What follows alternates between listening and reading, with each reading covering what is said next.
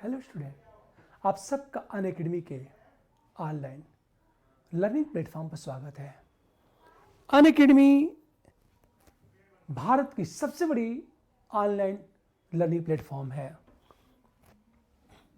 Crack UPSC CSC GS with India's largest learning platform है ये। यदि आप सब्सक्रिप्शन परचेज करते हो या मुझसे जुड़ते हो तो आपको डेली लाइव क्लासेस मिलेगी, स्ट्रक्चर कोर्स की सुविधा उपलब्ध होगी, अनलिमिटेड एक्सेस की सुविधा प्राप्त होगी। अनलिमिटेड एक्सेस का मतलब ये होता है आप जितनी बार चाहें उतनी बार देख सकते हैं। लाइव टेस्ट एंड क्विज की सुविधा भी आपको उपलब्ध होगी, लेकिन ये सुविधा आपको तभी मिलेगी जब आप अनअकैडमी के लर्निंग ऐप को डाउनलोड करेंगे। तो डाउनलोड अनअकैडमी लर्निंग ऐप की बात की जाए, मैं अपनी बात करूं, मेरा नाम यशवंत कुमार सिंह है और मैं पिछले 20 वर्षों से यूपीएससी के लिए पढ़ा रहा हूं। मेरे पढ़ाए हुए लगभग 100 से अधिक बच्चों का आईएएस में सिलेक्शन हो चुका है। मैं प्रेजेंट टाइम में निश्चय आईएएस एकेडमी का डायरेक्टर हूं। निश्चय आईएएस एकेडमी का डायरेक्टर हूं मैं। अब सोचो आप, ये कोचिंग मुखर्जी नगर में स्थित है। मैं आपको polity, economics, governance, internal security की क्लास लूंगा और सोशल जस्टिस पढ़ाऊंगा आपको। यदि आप अनअकैडमी के ऑनलाइन लर्निंग प्लेटफॉर्म से जुड़ते हैं तो आपको इंडिया के बेहतरीन टीचर से पढ़ने का मौका मिलेगा। फॉर एग्जाम्पल, मृणाल पटेल, रोमन सैनी, दीपांशु, आयुष सांघवी, प्रकाश कुमार, आशीष मलिक, इनसे पढ़ने का मौका मिलेगा। इस अनअकैडमी के ऑनलाइन लर्निंग प्लेटफॉर्म पर बहुत सारे कोर्सेज हैं, जैसे history, polity, governance, optional course, environment, ecology, practice and strategy, answer writing courses, Indian economy या करंट अफेयर्स की बात करें, ये सारे कोर्सेज आपको उपलब्ध होंगे। इस पर दो तरह का कोर्स है, एक प्लस और दूसरा आइकॉनिक। देखो आप, फीस जो भी हो, पर यदि आप निश्चय के रेफरल कोड का उपयोग करते हैं तो आपको 10% डिस्काउंट मिलेगा। ये कोर्स 1 मंथ, 3 मंथ, 6 मंथ और 12 मंथ के लिए है। आइकॉनिक कोर्स की फीस ज्यादा है प्लस से। कारण यह एक आइकॉनिक कोर्स में personal coach, daily mains quiz answer practice, study planner की सुविधा उपलब्ध है। पर्सनल कोर्स में फीस जो भी हो, पर यदि आप निश्चय के रेफरल कोड का उपयोग करते हैं तो यहां भी आपको 10% डिस्काउंट मिलेगा। इस अनअकैडमी की ऑनलाइन लर्निंग प्लेटफॉर्म पर ऑप्शनल कोर्स की सुविधा भी उपलब्ध है, पर यहां भी आपको क्या होगा, यदि आप निश्चय के रेफरल कोड का उपयोग करते हैं तो यहां भी आपको 10% क्या मिलेगा, डिस्काउंट मिलेगा। अब ध्यान देने इस बात को। मैं आता हूं फिजिकल पॉलिसी। हम लोग बात कर रहे थे पिछली क्लास में कि राजकोषीय नीति क्या होती है, राजकोषीय नीति का अर्थ क्या है। फिर यह बात हुई थी क्षतिपूरक राजकोषीय नीति क्या है और विशुद्ध प्योर फिजिकल पॉलिसी क्या है और कंपेंसेटरी फिजिकल पॉलिसी क्या है। ये बातें हम लोग कर चुके थे। हमारी प्योर फिजिकल पॉलिसी क्या है और कंपेंसेटरी फिजिकल पॉलिसी क्या है, शायद इतनी बातें हम लोग कर चुके थे। और मैं पिछली क्लास में यह बताया था कि प्रश्न कैसे पूछे जाएंगे और एक स्टूडेंट गलतियां क्या करता है। ये चीज मैं बार बार रिपीट करता हूं। टर्म्स आपके क्लियर हैं और यह पता कि यूपीएससी किस तरह का प्रश्न पूछेगा, यकीन करो आप प्रश्नों को सॉल्व करने में सक्षम हो जाओगे। आपके प्रश्न गलत नहीं होंगे। ये बातें पर उस पर ध्यान देना होगा, विश्वास करना होगा। मैं लगातार प्रश्नों को उठा रहा हूं, प्रश्न कैसे पूछे जाएंगे। अब देखो आप, अब हम बात करेंगे, जब हम बात करते हैं फिजिकल पॉलिसी की तो एक शब्द फंड, फंड किसे कहते हैं, निधि किसे कहते हैं? हमेशा जब हम फंड की बात करते हैं, निधि,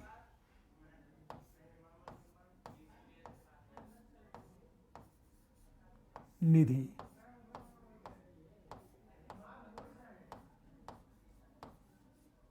हम फंड की बात करें, जब हम फंड की बात करते हैं, निधि की बात करते हैं, तो तीन तरह के फंड होते हैं। एक है संचित निधि, कंसोलिडेटेड फंड।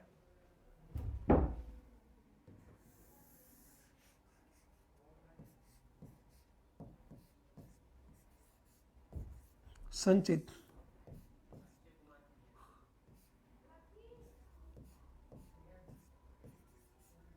निधि, हम इसे कहते हैं कंसोलिडेटेड फंड।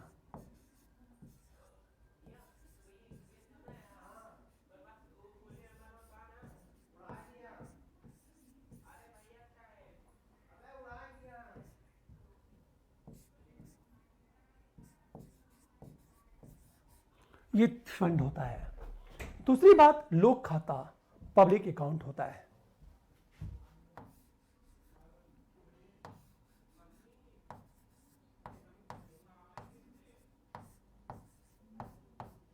लोक खाता, पब्लिक अकाउंट कहते हैं इसे।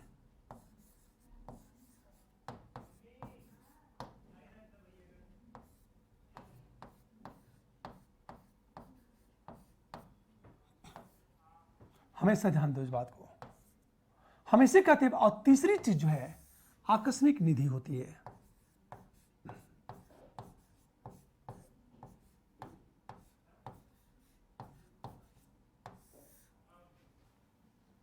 कॉन्टिजेंसी फंड कहते हैं इसे।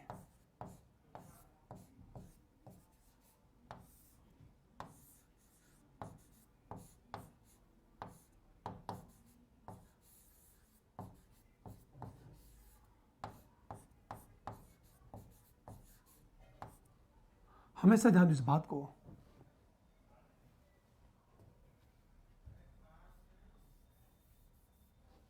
कंटिजेंसी फंड कहते हैं इसे।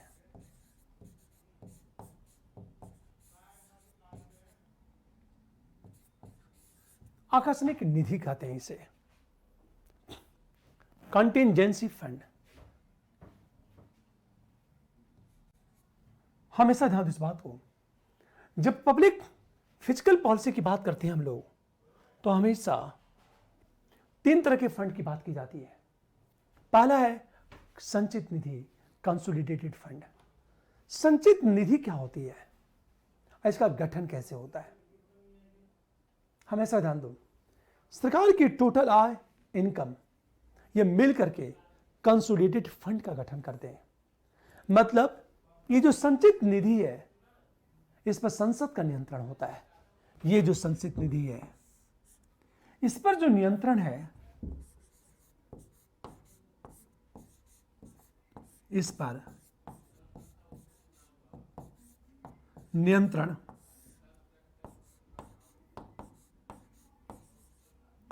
संसद का होता है। हमेशा ध्यान दो, इस पर जो नियंत्रण है संसद का होता है। और इसका जो गठन है,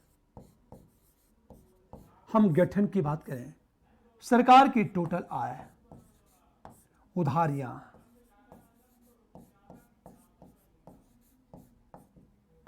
और अल्प बचत का वह भाग जो राज्यों को न जाए।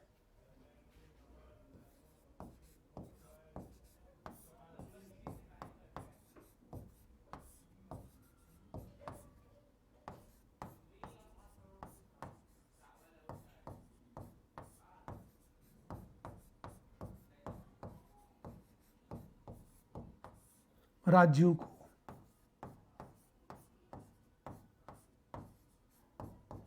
न जाए। ये तीन चीजें होती हैं संचित निधि। यहां से यूपीएससी जब प्रश्न पूछता है तो विकल्प को बहुत ज्यादा ट्विस्ट कर देता है। मैं बार बार कह रहा हूं कि विकल्प कैसे ट्विस्ट किए जाते हैं, उसी पर ध्यान देना है हमेशा। ये जो संचित निधि है, कंसोलिडेटेड फंड है, इस पर जो नियंत्रण है वह संसद का होता है।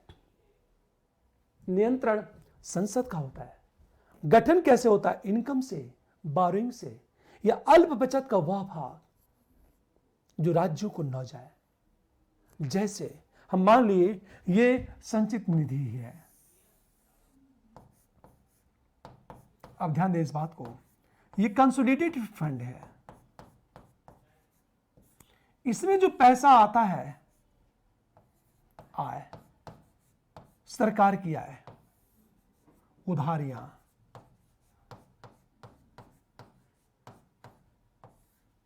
या अल्प बचत,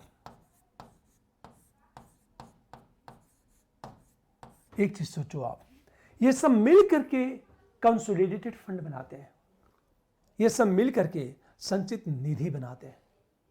हम लोग बात कर रहे थे फंड। फंड तीन तरीके का होता है। एक होता है कंसोलिडेटेड फंड, संचित निधि।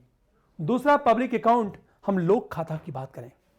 और तीसरा आपका आकस्मिक निधि, कंटीजेंसी फंड की बात करें हम लोग। अब देखो, जो कंसोलिडेटेड फंड है, इस पर नियंत्रण संसद का होता है। इस पर जो नियंत्रण है वह संसद का होता है। गठन कैसे होता है? इनकम से, आपकी उधारियों से होता है। अब उधारियों में बात हो चुकी थी। सरकार जितनी भी तरह की उधारियां प्राप्त करती है ना, सारा पैसा उस कंसोलिडेटेड फंड में, संचित निधि में जमा कर देती है। चाहे वह IMF सुधार ले, चाहे विश्व बैंक सुधार ले, चाहे अमेरिका सुधार ले, चाहे चाइना सुधार ले, चाहे अपने डोमेस्टिक बारोइंग की बात करें, भारतीय बैंक से या वित्तीय संस्थाओं सुधार लिया जाए। और तीसरी बात, अल्प बचत का वह भाग जो राज्यों को ना जाए, वो सब के सब संचित निधि में। सिंपल चीजें समान रूप में कहा जाए, इनकम के जितने सोर्स है या जितनी उधारियां सरकार प्राप्त करती है, सब उस गोलक में जमा कर देती है। उसे कहते हैं कंसोलिडेटेड फंड। इस पर जो नियंत्रण होता है, संसद का होता है। अर्थात संसद की अनुमति के बिना इससे पैसा नहीं निकाला जा सकता। इसका मतलब यह हुआ संसद का नियंत्रण। हमेशा ध्यान इस बात को, ये कंसोलिडेटेड फंड की बात करेंगे हम लोग। दूसरा शब्द है पब्लिक अकाउंट। क्या होता है? लोक खाता किसे कहते हैं? यदि हम लोक खाता की बात करें तो ध्यान देना इस बात को, यदि हम पब्लिक अकाउंट की बात करें, लोक खाता, देखो आप, हम लोक खाता की बात करें, पब्लिक अकाउंट की बात करें,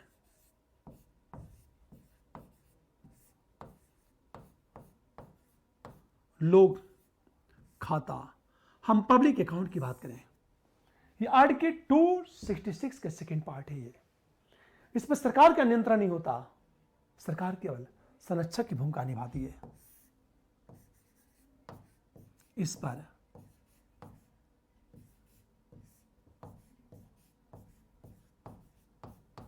सरकार का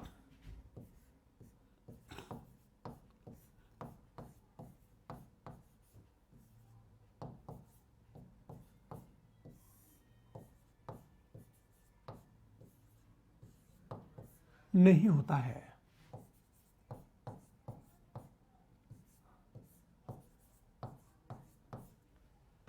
सरकार केवल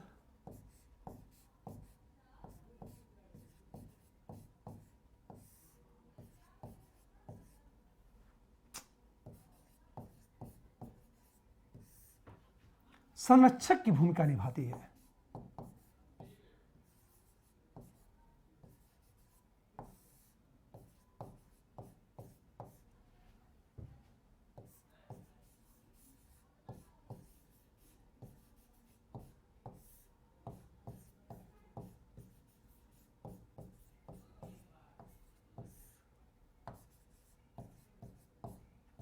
हमेशा ध्यान इस बात को, ये जो पब्लिक अकाउंट है, इस पर सरकार का नियंत्रण नहीं होता।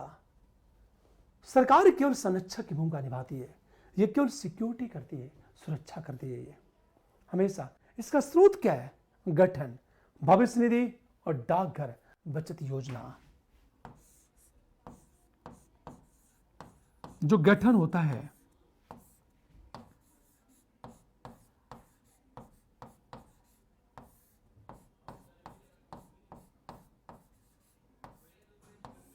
भविष्य निधि और डाकघर बचत योजना,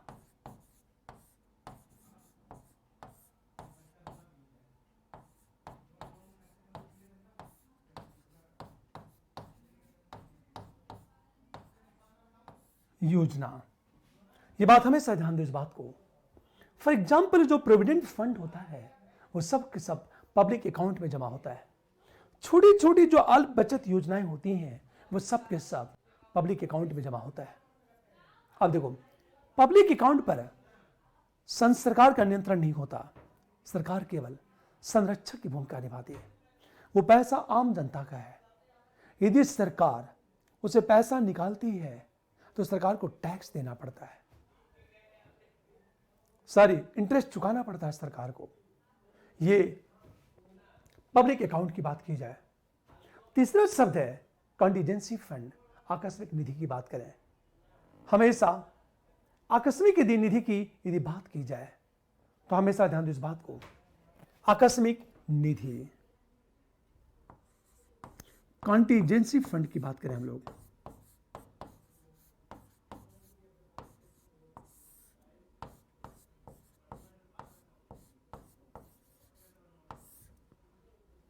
अब देखो ये जो आकस्मिक निधि होती है इस पर नियंत्रण किसका होता है?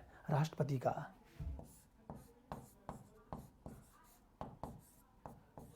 नियंत्रण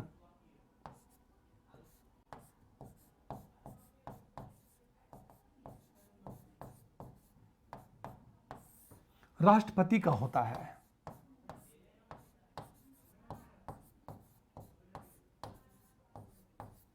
ये बात हमेशा ध्यान दो इस बात को, इस पर जो नियंत्रण है वो राष्ट्रपति का होता है, जो आकस्मिक निधि है।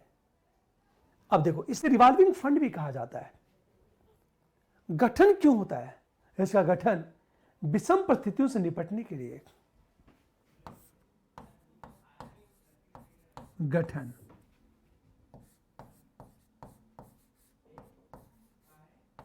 विषम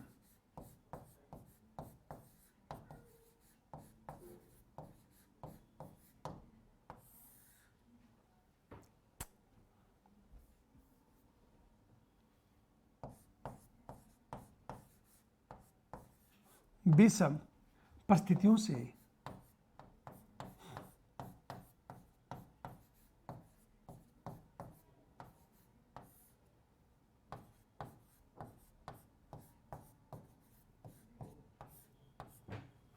हमेशा ध्यान दो इस बात को।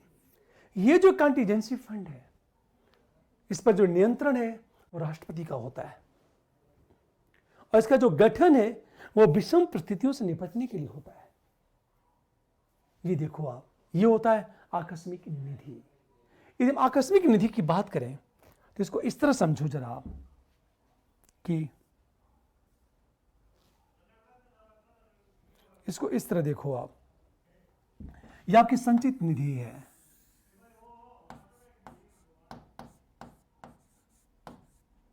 निधि, इस पर नियंत्रण किसका है?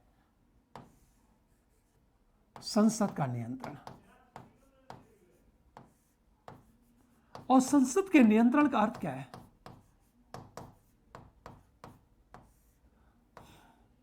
हमेशा संसद का नियंत्रण होता है। यह आकस्मिक निधि है।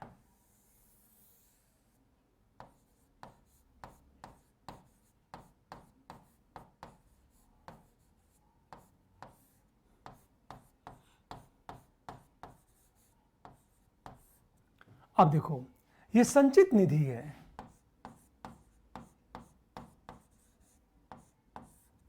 और यह आकस्मिक निधि है। यहां से पैसा इसमें आता है,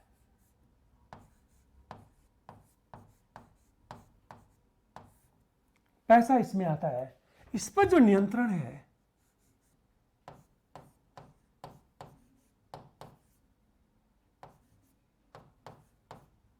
नियंत्रण राष्ट्रपति का।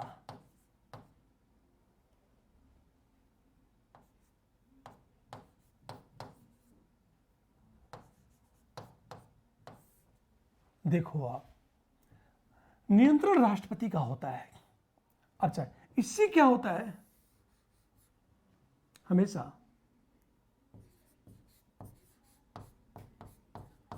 अचानक आए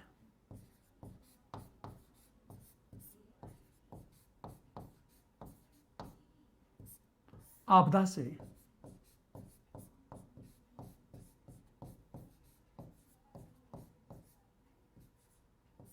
निपटने के लिए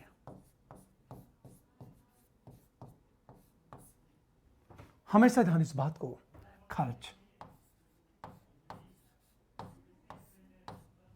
इसे रिवॉल्विंग फंड कहा जाता है। Revolving fund.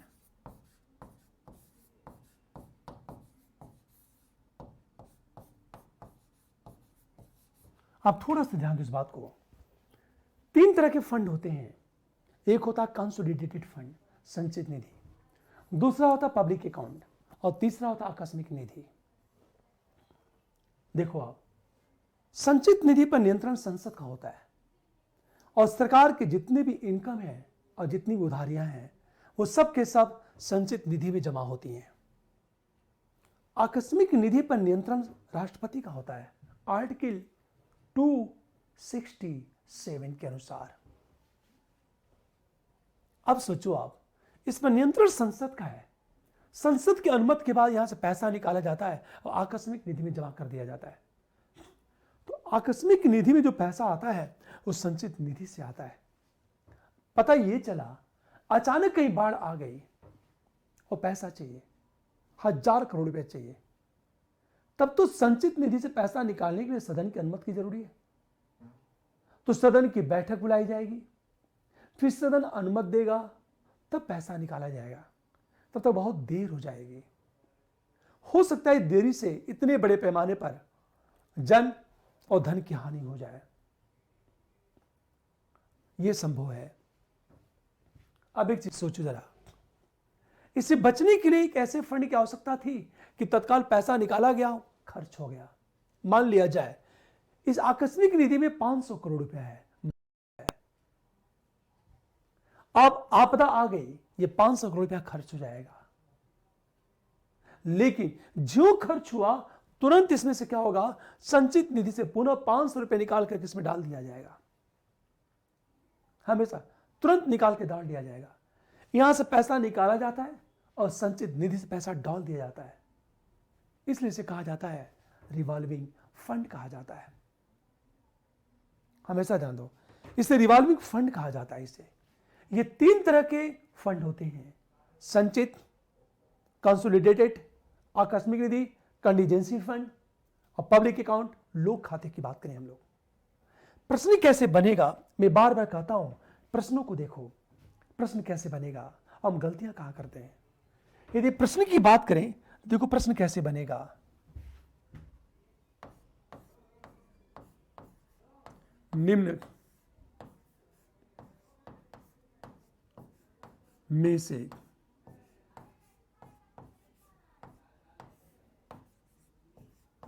सत्य है। अब सोचो जरा, निम्न में से सत्य है, क्या सत्य है। जब हम सत्य की बात करेंगे तो ध्यान देना इस बात को, इसमें सत्य क्या है। पहली चीज, पहला विकल्प देखो आप, हम विकल्प की बात करें कि संचित निधि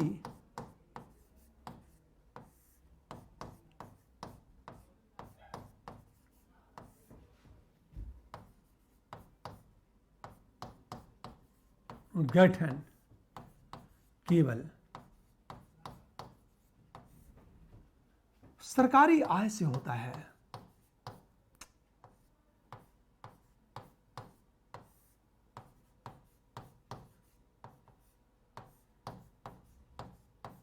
सरकारी आय से होता है।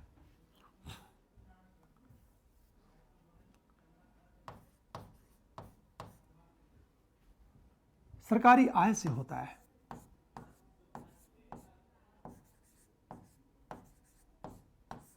सेकंड देखो आप,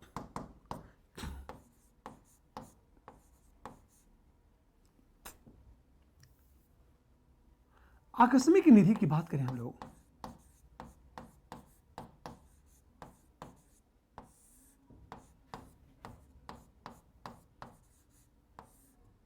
आकस्मिक निधि का गठन विषम परिस्थितियों से निपटने के लिए किया जाता है।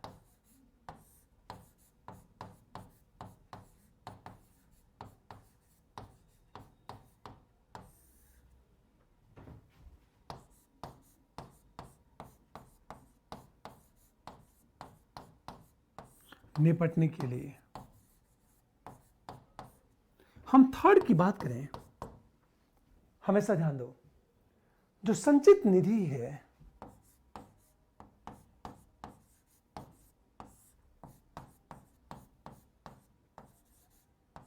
संचित निधि पर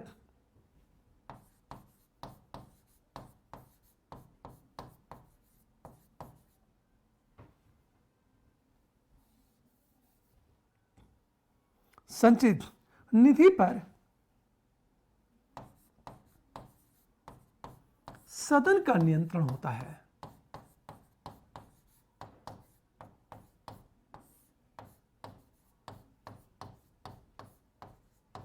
एक चीज सोचो आप, हम नंबर 4 की बात करते हैं, लोक खाता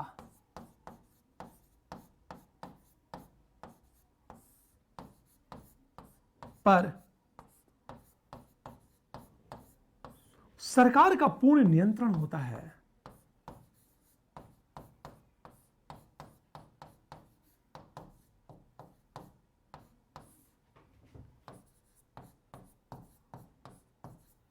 अब इस प्रश्नों को देखो आप, निम्न में से सत्य है, मतलब कितना बेसिक क्वेश्चन है, केवल मैंने क्या किया है, विकल्प को ट्विस्ट किया है।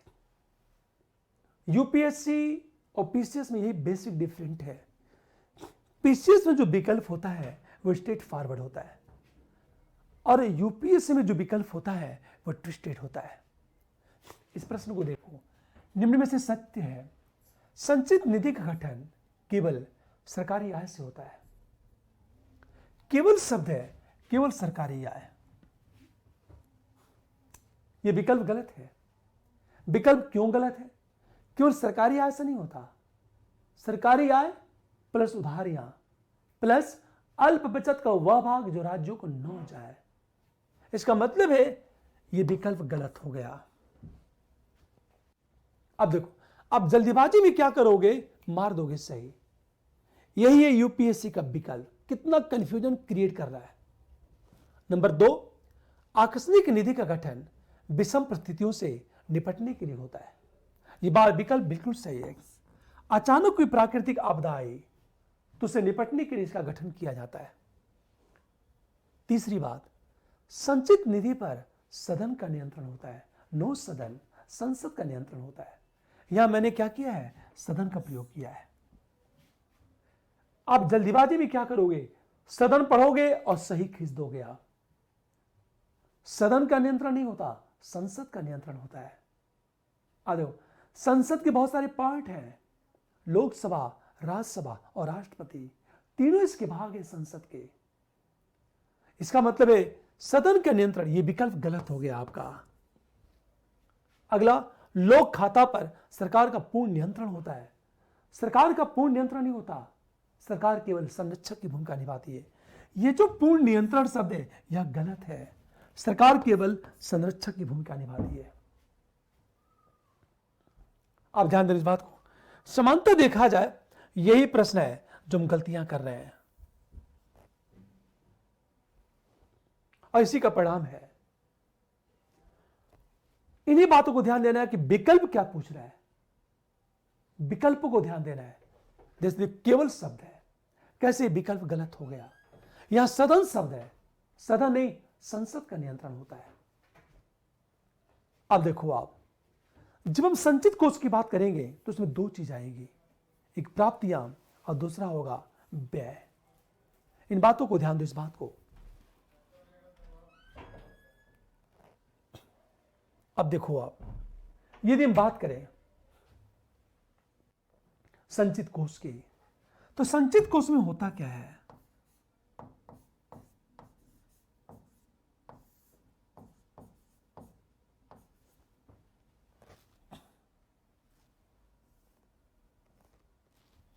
देखो आप, हम संचित कोष कंसोलिडेटेड फंड की बात करें, हम जब संचित कोष की बात करते हैं इसमें दो चीज आती हैं, एक होती प्राप्तियां,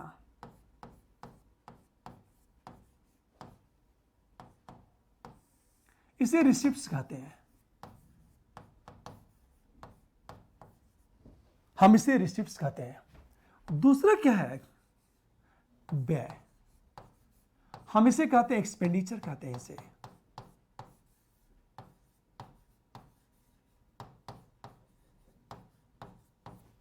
हम इसे एक्सपेंडिचर कहते हैं। अब इसी की चर्चा करेंगे और यूपीएससी के अधिकांश प्रश्न इस पर निर्भर होते हैं। हमेशा यदि फिजिकल पॉलिसी का क्वेश्चन पूछा गया तो यहां से पूछा जाएगा। जब हम कंसोलिडेटेड फंड की बात करेंगे तो एक प्राप्तियां रिसिप्ट्स, दूसरा व्यय एक्सपेंडिचर। हम जब प्राप्तियों की बात करेंगे तो दो चीजें आएंगी, एक है राजस्व प्राप्ति,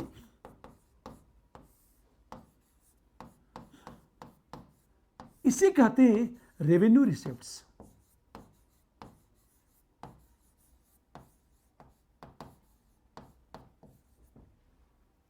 और दूसरा है पूंजीगत प्राप्ति।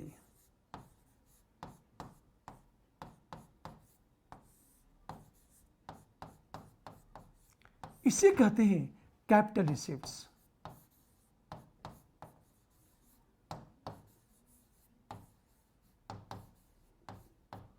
हमेशा दो तरह की रिसिप्ट्स होती है, एक होता है रेवेन्यू रिसिप्ट्स और दूसरा है कैपिटल रिसिप्ट्स। एक होता है राजस्व प्राप्ति और दूसरा है पूंजीगत प्राप्ति। राजस्व प्राप्ति कहते किसे हैं, जिसके लिए देता न हो अर्थात वापस न करना पड़े। तो राजस्व प्राप्ति की मीनिंग दो चीज है, जिसके लिए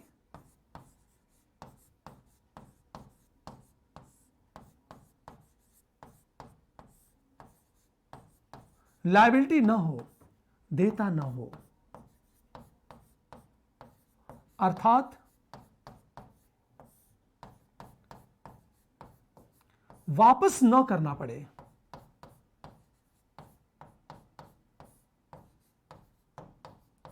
और दूसरी चीज ये है संपत्ति में कमी न आए।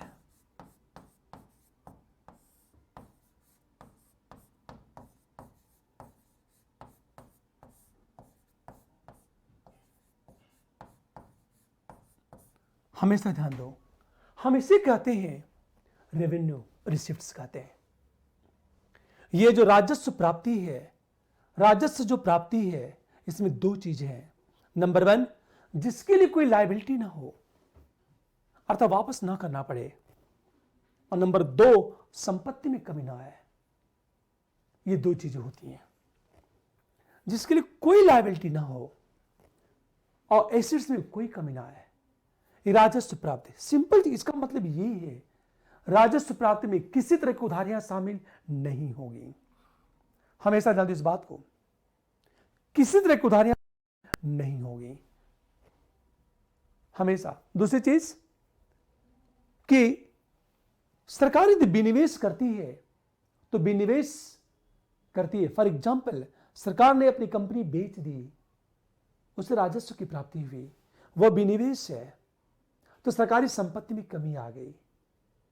जबकि राजस्व प्राप्ति की परिभाषा यह है कि जिसके लिए कोई लायबिलिटी ना हो अर्थात वापस ना करना पड़े और संपत्ति में कमी भी ना आए, हमेशा वह है राजस्व प्राप्ति।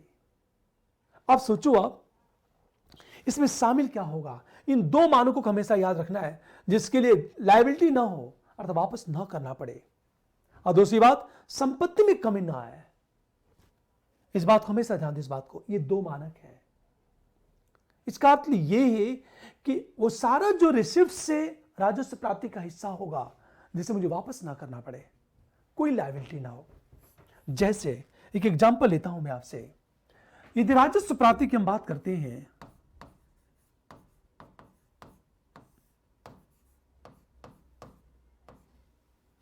ध्यान दो इस बात को, यदि हम राजस्व प्राप्ति की बात करते हैं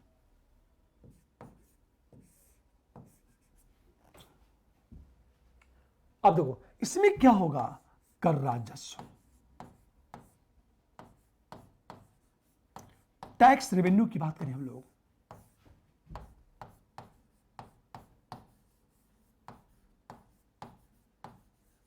रेवेन्यू ये कर राजस्व है।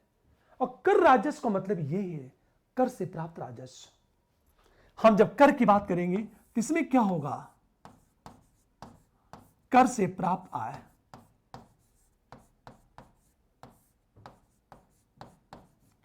हम समानता इसमें हम उपकर की बात करेंगे, अधिभार की बात करेंगे। आप सोचो ये कर राजस्व है, ये राजस्व प्राप्ति का हिस्सा है। गवर्नमेंट जो टैक्स लगाती है ना, चाहे इनकम टैक्स हो, यहां की बात करेंगे, चाहे कॉर्पोरेट टैक्स हो, चाहे गवर्नमेंट सेस की बात करें, उपकर, चाहे सरचार्ज की बात करें, अधिभार की बात करें, गवर्नमेंट। तो जो टैक्स रेवेन्यू है, कर से प्राप्त आय की बात करें, हम उपकर की बात करें, अधिभार की बात करें, यह राजस्व प्राप्ति का हिस्सा है।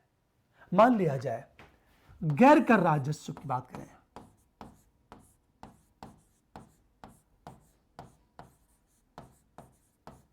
गैर कर राजस्व में क्या होगा, सरकारी उद्योगों से प्राप्त आय,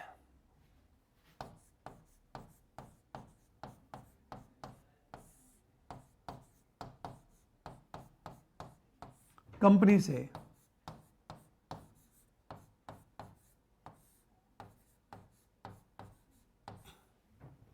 ये जो सरकारी कंपनी है उससे जो प्राप्त आय है वह गैर कर राजस्व है। टैक्स रेवेन्यू और नॉन टैक्सेबल रेवेन्यू, मतलब गवर्नमेंट जब टैक्स लगाती है उससे जो राजस्व की प्राप्ति होती है वो तो इसमें आएगा। गैर कर राजस्व में सरकारी कंपनी से प्राप्त है। अब सरकारी कंपनी जितनी भी है, चाहे ओएनजीसी हो, चाहे रेलवे हो, चाहे कोई भारत का परमाणु विभाग हो, रेलवे से प्राप्त है, जैसे मैंने कहा रेलवे से प्राप्त है,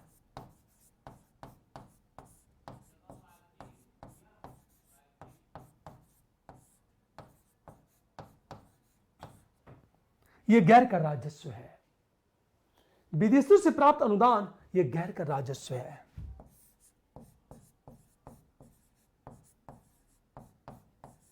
विदेशों से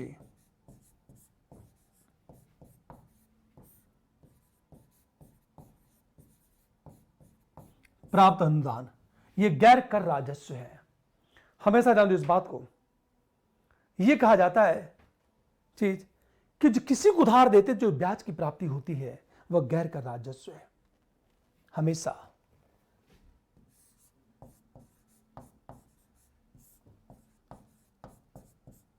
ब्याज की प्राप्ति, हमने कहा लाभ, ये सब के सब गैर कर राजस्व है और ये सब के सब राजस्व प्राप्ति का हिस्सा है।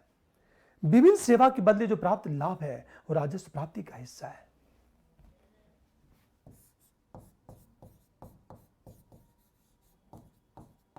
विभिन्न सेवा के बदले प्राप्त लाभ,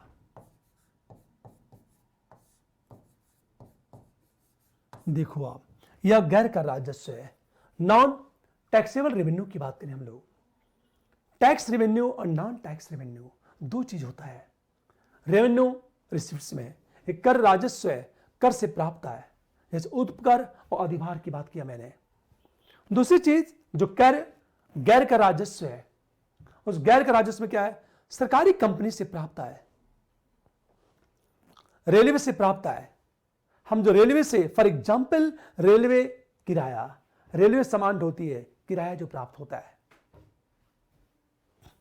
हमेशा विदेशों से प्राप्त अनुदान, फॉर एग्जाम्पल जापान भारत को अनुदान देता है, ऐड देता है,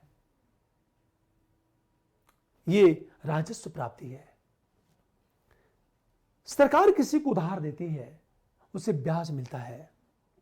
सरकार बिजनेस करती है, उससे लाभ मिलता है। विभिन्न जो सेवाएं करते हैं, सेवाओं के बदले जो प्राप्त लाभ है। हमारे टूरिस्ट इंडिया घूमने आते हैं, जो पर्यटक इंडिया घूमने आते हैं, हमारे होटलों में खर्च करते हैं, विदेशी मुद्रा देते हैं, जो खर्च करते हैं, सोचो आप, वो राजस्व प्राप्ति है। हमारे बिजनेस करते हैं इंडिया में, वो सब के सब राजस्व प्राप्ति है कि उसके साथ किसी तरह की कोई लायबिलिटी नहीं जुड़ी है। हमेशा ध्यान इस बात को मान लिया जाए, ये राजस्व प्राप्ति का ये हिस्सा देखो आप। थोड़ा सा इसी को यूपीएससी क्या करेगा, विकल्प को ट्विस्ट कर देगा। ये एक बात याद रखना है कि राजस्व प्राप्ति के दो ही मानक है। नंबर 1, जहां किसी तरह की कोई लायबिलिटी ना जुड़ी हो, अर्थात उसे वापस ना करना पड़े। और नंबर 2, हम नंबर 2 की बात करें कि सरकारी संपत्ति में किसी तरह की कोई कमी भी ना आए।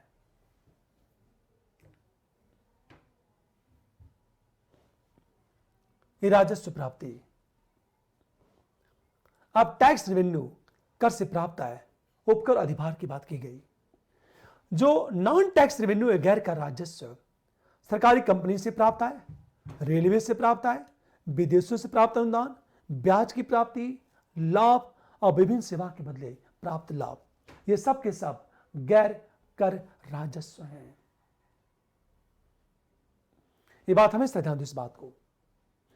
अब यूपीएससी कैसे पूछेगा कि राजस्व प्राप्ति में क्या क्या शामिल है। जैसे देखो आप, राजस्व प्राप्ति में शामिल है राजस्व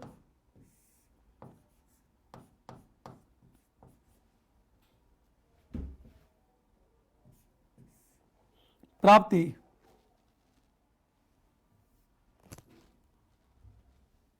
में शामिल है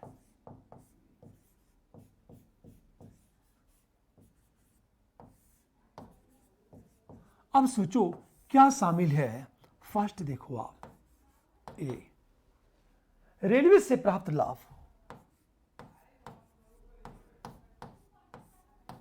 रेलवे से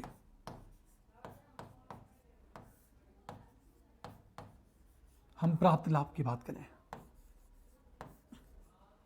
हम बी की बात करें, देखो आप, पर्यटकों द्वारा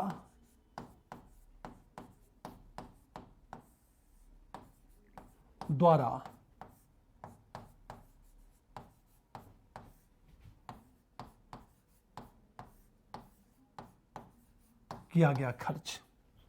हम सी की बात करें, हमेशा अमेरिका द्वारा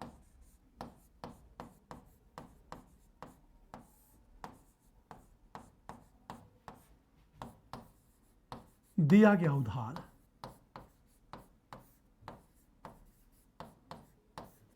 नंबर डी की बात करें, विनिवेश से प्राप्त आय,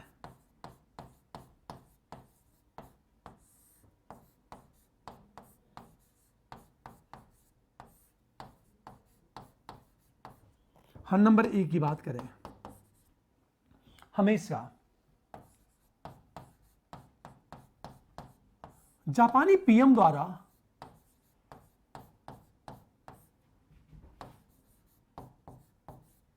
भारत को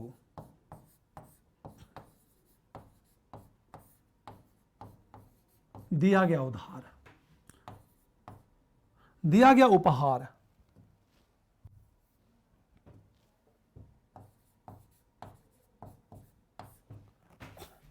नंबर एफ की बात करें, मतलब छोटी छोटी चीजें देखो जरा,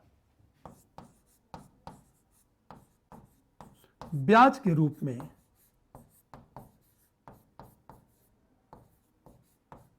प्राप्त आय। याद रखना इसे, राजस्व प्राप्ति में शामिल है। यूपीएससी क्या करेगा, विकल्प दे देगा।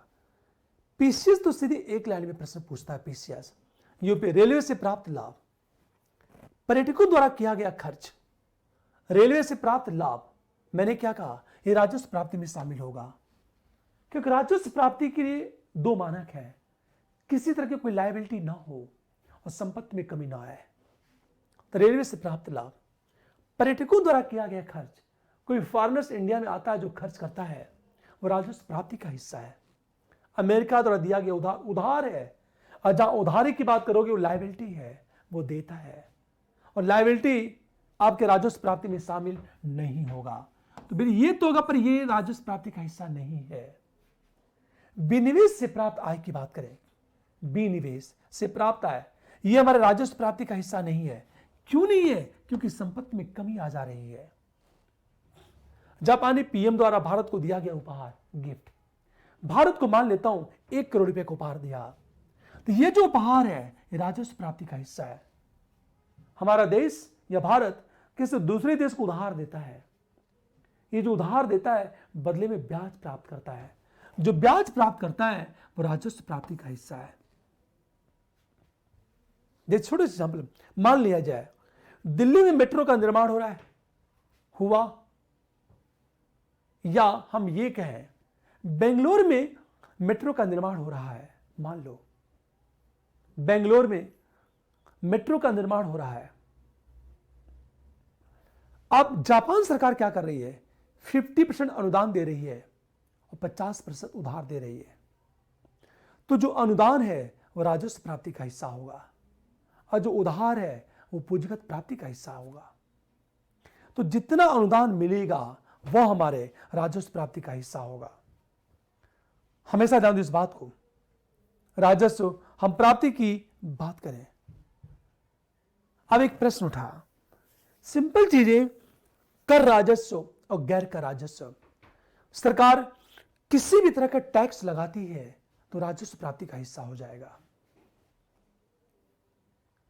अब हम बात करें जैसे पूंजीगत प्राप्ति क्या होगी, हम लोग बात कर रहे थे, इसको देखो आप। ये मैंने कहा राजस्व प्राप्ति, फिर मैंने कहा कैपिटल रिसिप्ट्स क्या होता है, पूंजीगत प्राप्ति कहते किसे है, पूंजीगत प्राप्ति का मतलब क्या होता है, हमसे कहते किसे है। अब यदि बात करें हम पूंजीगत प्राप्ति की यदि बात करें तो देखो आप, हम पूंजीगत प्राप्ति की बात करें, कैपिटल हम रिसिप्ट्स की बात करते हैं।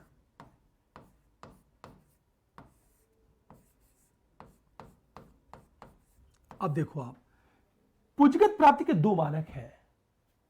नंबर 1, इसका आधार क्या है,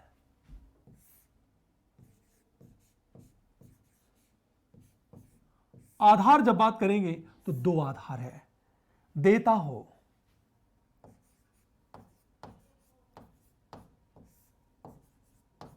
और दूसरी चीज संपत्ति में कमी आ जाए।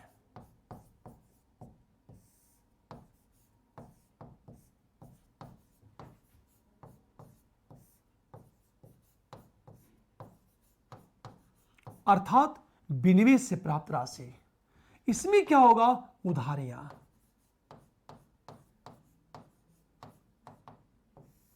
और इसमें क्या होगा, विनिवेश से प्राप्त राशि, विनिवेश से प्राप्त हम राशि की बात करें, यह पूंजीगत प्राप्ति का हिस्सा है। हमेशा ध्यान दो, तो जो पूंजीगत प्राप्ति का आधार है, दो आधार है, लायबिलिटी हो अर्थात मुझे वापस करना पड़े, इसका मतलब है कि टोटल जो उधारियां हैं वो पूंजीगत प्राप्ति का हिस्सा है। हमेशा ध्यान दो इस बात को। जैसे मैंने क्या कहा आपसे, संपत्ति में कमी आ जाए तो समस्त उधारियां, ऋणों की वसूली, ये सब के सब पूंजीगत प्राप्ति का हिस्सा है। जैसे हम ये कहें समस्त जो उधारियां हैं,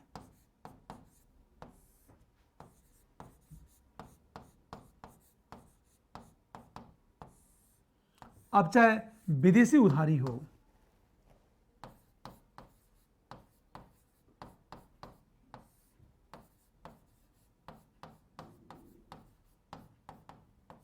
अब चाहे घरेलू उधारियां हों,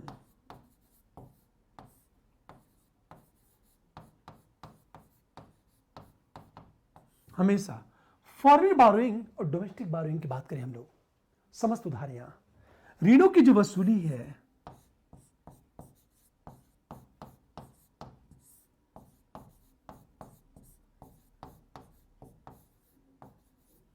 ये जो ऋणों की वसूली है वो पूंजीगत प्राप्ति है। वह कैपिटल रिसिप्ट्स है जो ऋणों की हमारी वसूली है। सरकार की अन्य प्राप्तियां जैसे भविष्य निधि, किसान विकास पत्र।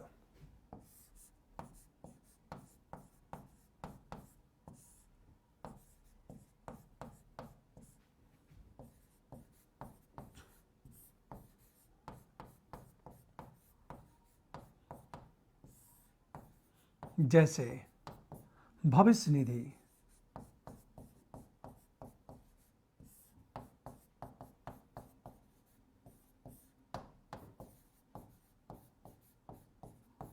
किसान विकास पत्र इत्यादि।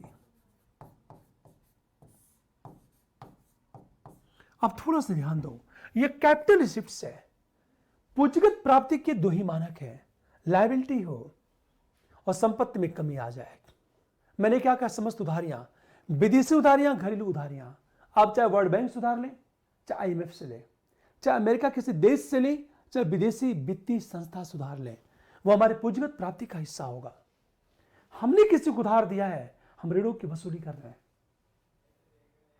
जो ऋणों की वसूली है, ध्यान देना, मैंने क्या कहा, आपने किसी को उधार दिया है, उस पर आपको जो ब्याज प्राप्त हो रहा है वो राजस्व प्राप्ति का हिस्सा होगा। पर ऋणों की जो वसूली होगी वो पूंजीगत प्राप्ति का हिस्सा होगा। इस बात को हमेशा ध्यान देना। इस बात को, आपने किसी को उधार दिया है, फॉर एग्जाम्पल इंडिया ने किसी देश को उधार दिया है, उस पर जो ब्याज मिल रहा है वो राजस्व प्राप्ति का हिस्सा होगा। पर हम ऋणों की वसूली कर रहे हैं, तो जो ऋणों की वसूली है वो पूंजीगत प्राप्ति का हिस्सा होगा। अब जैसे एक छोटा सा एग्जांपल लेता हूं मैं आपसे। मान लिया जाए कि 50% अनुदान है, हमेशा 20%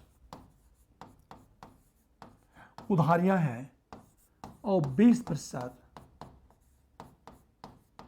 ऋणों की वसूली है।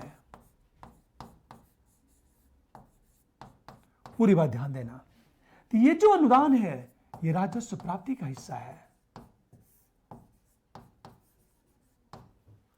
पर उधारियां, ऋणों की जो वसूली है ये पूंजीगत प्राप्ति का हिस्सा है।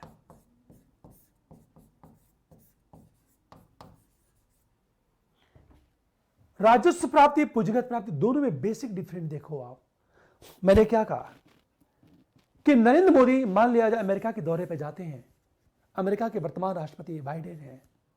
बाइडेन ने भारत को $20 करोड़ का उपहार दिया। ये जो उपहार दिया, अनुदान दिया, अनुदान ये जो दिया है, ये जो अनुदान दिया है, ये क्या है? राजस्व प्राप्ति का हिस्सा है। और पता चला बाइडेन ने क्या कि इंडिया को $80 करोड़ का उधार दिया है। मान लो $80 करोड़ का उधार दिया है, तो जो उधारियां हैं वो पूंजीगत प्राप्ति का हिस्सा है। और जो अनुदान है, प्रश्न कैसे बनेगा? देखो आप, प्रश्न कैसे बनेगा? निम्न में से सत्य है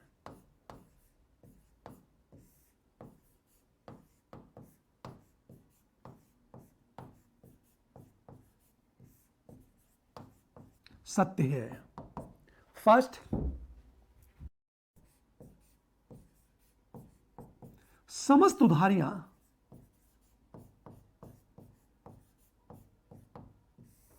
पूंजीगत प्राप्ति का हिस्सा है।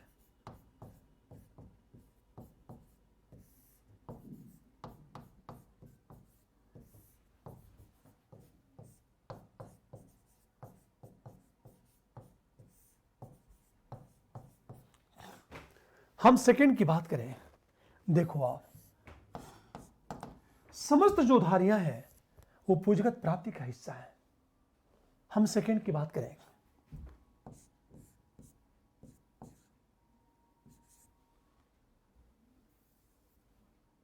देखो आप, ऋणों की वसूली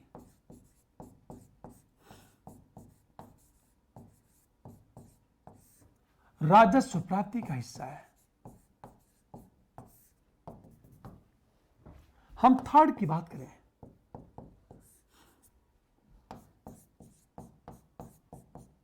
विनिवेश से प्राप्त आय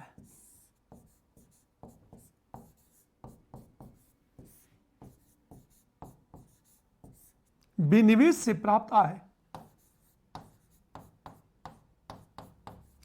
पूंजीगत प्राप्ति का हिस्सा है। फोर्थ की बात करें,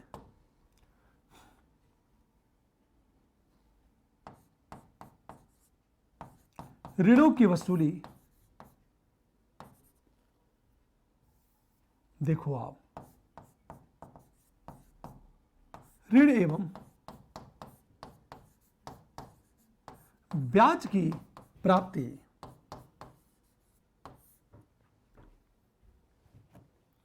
पूंजीगत प्राप्ति है। ये 4 विकल्प है। यूपीएससी में प्रश्न इस तरह पूछेगा, निम्न में से सत्य है समस्त उधारियां पूंजीगत हिस्सा है। बिल्कुल, उधारियां तो पूंजीगत प्राप्ति का हिस्सा है ही, यह सही है। नंबर 2, ऋणों की वसूली राजस्व प्राप्ति का हिस्सा है। अब ध्यान दो, ऋणों की वसूली राजस्व प्राप्ति का हिस्सा नहीं है, बल्कि ऋणों की जो वसूली है वह पूंजीगत प्राप्ति का हिस्सा है। तो ये तो विकल्प आपका गलत हो गया। तीसरा, विनिवेश से प्राप्त आय पूंजीगत प्राप्ति का हिस्सा है।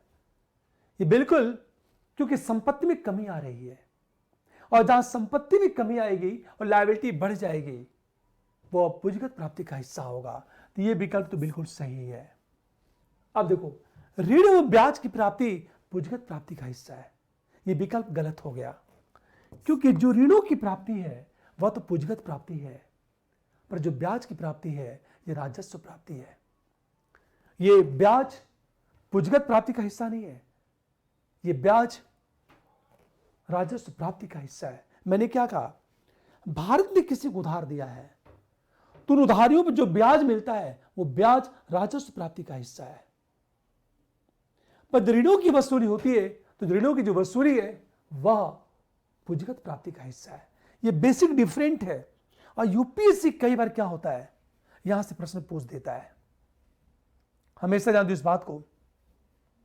अब हम बात करें, ये तो राजस्व प्राप्ति पूंजीगत प्राप्ति की बात। अब हम बात करेंगे व्यय, एक्सपेंडिचर। हम राजस्व व्यय की बात करेंगे और बात करेंगे पूंजीगत व्यय की बात करेंगे। देखो, हम व्यय की बात करें,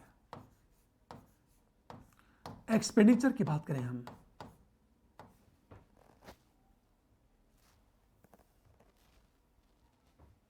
एक्सपेंडिचर,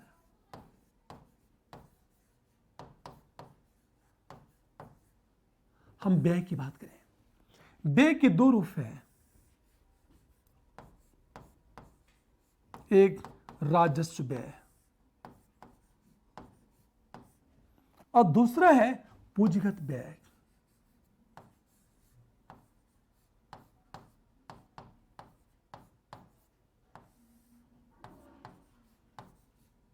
हम व्यय की बात करें, एक रेवेन्यू एक्सपेंडिचर की बात करते हैं और दूसरा है कैपिटल एक्सपेंडिचर की बात करें। राजस्व व्यय और पूंजीगत हम व्यय की बात करें। राजस्व व्यय में क्या होता है, संपत्ति का सृजन नहीं होता, और जो पूंजीगत व्यय है उसमें संपत्ति का क्या होता है, सृजन होता है, जिसकी चर्चा हम लोग अगली क्लास में करेंगे। एक बात ध्यान दो, पढ़ने से ज्यादा हम सबको प्रश्न सॉल्व करना है। प्रश्न क्या पूछेगा और कहां हम गलतियां करेंगे। आखिर हम पढ़ते क्यों हैं, हम कहीं पैसा क्यों लगाते हैं, क्योंकि ये जानना चाहते हैं कि क्वेश्चन क्या पूछेगा और कहां गलतियां हो रही हैं। मैं बार बार जब मैं टॉपिक को डिस्कस कर रहा हूं तो यही बता रहा हूं कि देखो, आपसे ये गलती हो सकती है, इन गलतियों से बचना है। इसकी चर्चा हम अगले क्लास में करेंगे। एक बात मैं पुनः रिपीट करना चाहता हूं कि वीडियो को लाइक करो, शेयर करो, सब्सक्राइब करो, क्योंकि आपके लाइक से मेरा मनोबल बढ़ेगा और मैं प्रश्न गलत होने नहीं दूंगा आपका। चाहे करंट, अभी मैं बेसिक चीज पढ़ा रहा हूं, फिर इकोनॉमिक्स का मैं करंट पढ़ाऊंगा। मुझे पूरा विश्वास है कि आपका प्रश्न बाहर नहीं जाएगा हमेशा। यदि आप सब्सक्रिप्शन को परचेज करते हो और निश्चय के रेफरल कोड का उपयोग करते हो तो आपको 10% क्या मिलेगा, डिस्काउंट मिलेगा। Thank you. हम अगले क्लास में मिलते हैं।